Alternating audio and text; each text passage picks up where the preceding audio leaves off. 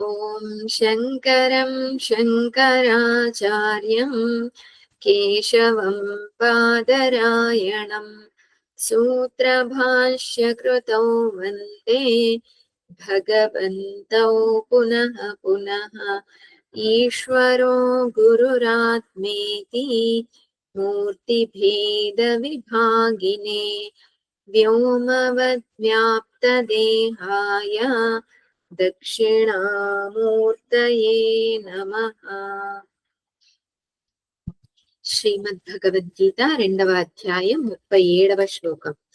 హతో వా ప్రాప్స్యసి స్వర్గం జిత్వా వా భోక్ష్యసి మహీం తస్మాదుత్తిష్ఠ కౌంతేయ యుద్ధాయ కృత నిశ్చయః.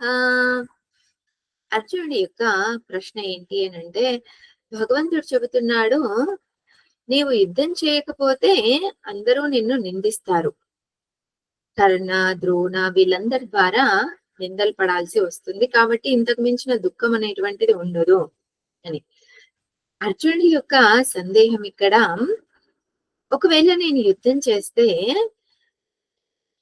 భీష్మ పితామహుడు, ద్రోణాచార్యుడు, పితామహుల్ని అలాగే ఆచార్యుల్ని సంహరించాను అనేటటువంటి నింద ఏర్పడుతుంది, నింద లభిస్తుంది.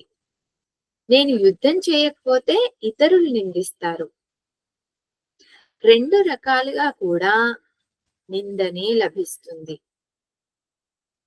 యుద్ధం చేసినా నింద, యుద్ధం చేయకపోయినా కూడా నింద లభిస్తుంది. మరి ఇప్పుడు ఏం చేయాలి అనేటటువంటిది అర్జునుడి యొక్క సందేహం.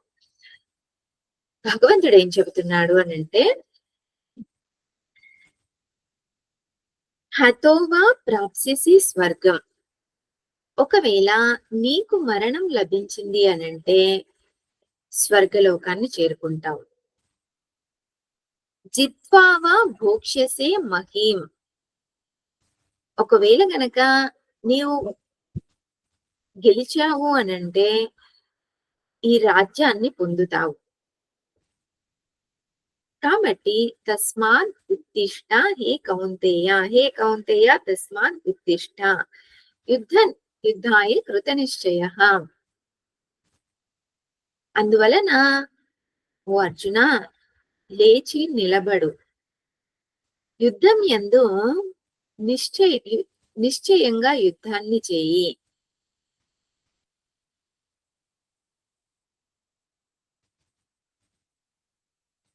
పితామహుల్ని అలాగే ఆచార్యని సంహరించడం అనేటటువంటిది ఎటువంటిది అనంటే, యాగంలో పశువుని సంహరించినటువంటి దానితో సమానం. యాగంలో పశువుని సంహరించడం ఎటువంటి కర్మ అయితే ఉందో, యుద్ధంలో ఎవరినైనా కూడా సంహరించడం అనేటటువంటిది నియమం. కాబట్టి నీకు అపనింద అనేటటువంటిది ఉండదు. నీవు ఓడిపోయినా నీవు గెలిచినా కూడా 2 రకాలుగా కూడా నీకు మంచే జరుగుతుంది, శుభ ఫలమే కలుగుతుంది. ఓడిపోతే యుద్ధంలో ఓడిపోయినందుకు యుద్ధవీరుడిగా స్వర్గలోకాన్ని పొందుతావు, గెలిచావు అనంటే రాజ్యాన్ని పొందుతావు. కాబట్టి యుద్ధాన్ని చెయ్యి అని భగవంతుడు అర్జునుడిని ప్రోత్సహిస్తూ ఉన్నాడు. ఓం పూర్ణమదః పూర్ణమిదః పూర్ణాత్ పూర్ణముదచ్యతే పూర్ణస్య పూర్ణమాదాయ పూర్ణమేవావశిష్యతే. ఓం శాంతి శాంతి శాంతి. హరి ఓం. శ్రీ గురుభ్యో నమః. హరి ఓం.